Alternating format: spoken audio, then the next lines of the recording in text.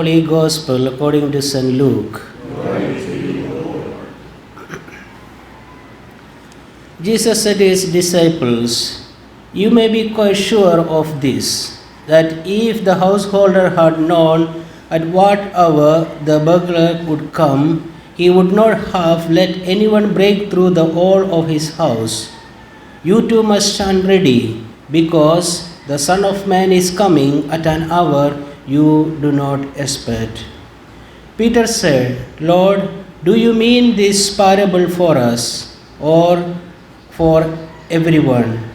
The Lord replied, "What sort of steward then is faithful and wise enough for the master to place him over his household to give them their allowance of food at the proper time? Happy that servant if his master's arrival finds him at this employment. I tell you truly, he will place him over everything he owns. But as for the servant who says to himself, 'My master is taking his time coming,' and sets about beating the men servants and the maids, and eating and drinking and getting drunk, his master will come on a day he does not expect, and at an hour he does not know. The master will cut him off and send him to the same fate as the unfaithful. The servant who knows what his master wants but has not even started to carry out those wishes will receive very many strokes of the lash. The one who did not know but deserves to be beaten for what he has done will receive fewer strokes. When a man has had a great deal given him, a great deal will be demanded of him. When a man has had a great deal given on trust, even more will be expected of him." The Gospel of the Lord. Praise to you, Lord Jesus Christ.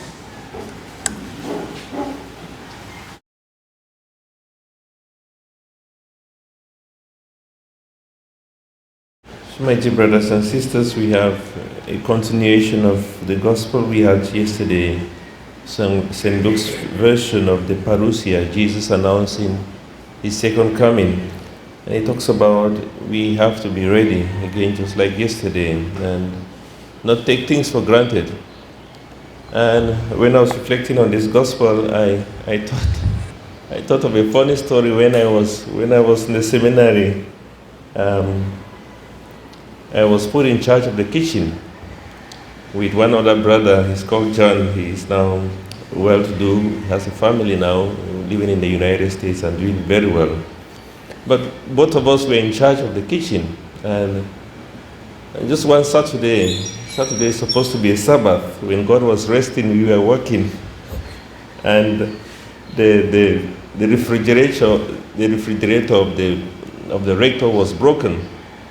And he decided to transfer all his things there to the student section, including his bottle of wine, special bottle of wine. And I never take wine anyway, but I don't know what was happening that day. But so we were all in the kitchen on a Saturday morning, and this brother said to me, "We have to drink the rector's wine. We have to drink the rector's wine."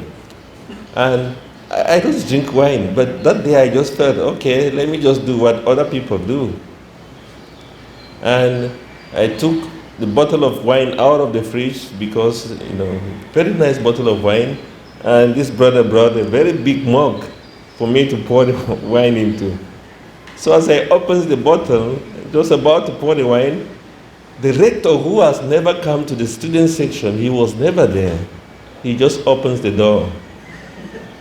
And I had a bottle of wine in my hand, and this brother holding a very big mug, ready to receive it.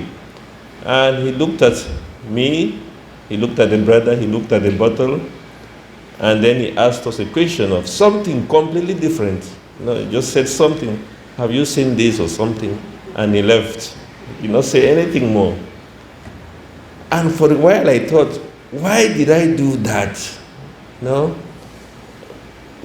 why just assume that the rector will not be there? Why even try to do something that I know I'm not used to? And it just clicked to me that, we live in a world where we can really be easily taken up by just what people do. And this is the very problem that the Israelites had when they came into the promised land. They had been led by God. God was their shepherd. He carried them in like an eagle would carry his own children,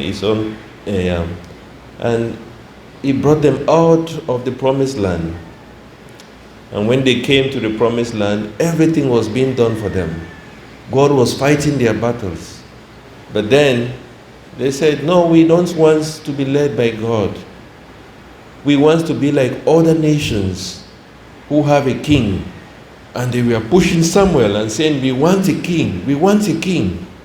And Samuel said, no, you don't need that. You don't just want to be like other nations. No, God has made you special. And I think it's the same thing for us, that God has called us through the waters of baptism. He has called us by name, and He has made us children of God. And He wants us to remain children of God. But also we have a lot of pull from outside, and we want to just be like every other person. We want to be fashionable. We want to do other things which people do. And this is the warning of Jesus. He might come at an hour that we do not expect.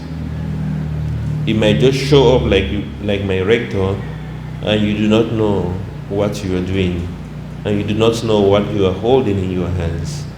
And the first reading is very clear from the letter to the Romans. It says that we should not let the things around us to begin to control us. We must keep our eyes focused at all times, just like I said yesterday, that we must be vigilant and be ready at all times. And when Peter had asked Jesus, does this refer to us? And Jesus said, no, the parable, just think about a servant whose master goes out, and then he says, no, my master is going to delay, and then starts abusing other servants, and says the master would come at an hour that he does not expect. He says there is another servant who would keep faithful to all the instructions that the master has given him. And I think we are called to that life of keeping to the commandments of God. I was reading also something from the first book of the Maccabees, just the first chapter there. It's talking of the people who had come out of the land of Babylon, the land of exile, and a group of them tried to pull others and said, no, let us make a contract with the pagan nations. Let us behave like them. Let us become one like them. And yet they forgot that they are a special people. And they started making contracts with them, going against the law of God, intermarrying with the neighboring tribes, which was totally against God's command. And this is what the prophet was warning them about. You have to be careful. It's not just about taking up what people are doing around us and doing it because it is fun to do that. It's a good thing to do that. Again, life is short. Or you can put it in other words, that the master going out is not going to be a long time. It's going to be it's going to take a very short time for him to return. So, 3 dots. What are you going to do? Yeah, we have that expression, life is short, 3 dots. Does it mean during this short time I should make the best of it? I should enjoy my life. I should have the greatest fun. Or which means that I want to take this short time that I have to invest in the things of God, so that when He comes, I will say I'm ready. It's left for us. But the truth is, life is short. Okay? Life is short. What are we going to do with this shortness of life? We're going to go around doing whatever thing we want, beating other servants, getting drunk, getting all the things that we like in life, or we are going to spend this short time doing the things of God, so that when He comes, He will find us ready. So, my dear brothers and sisters, again, let us ask God in this Eucharistic celebration for the gift of perseverance in doing what is right. It is not an easy thing to persevere with that, to be patient with doing the right thing, because there is always an imposture. There is always the devil working overnight, over time, to get us to himself. Sin is always fighting against us. It's a very difficult thing to persevere in doing good. And let us ask God for the grace, because by our own selves we cannot do it, but with God all things are possible.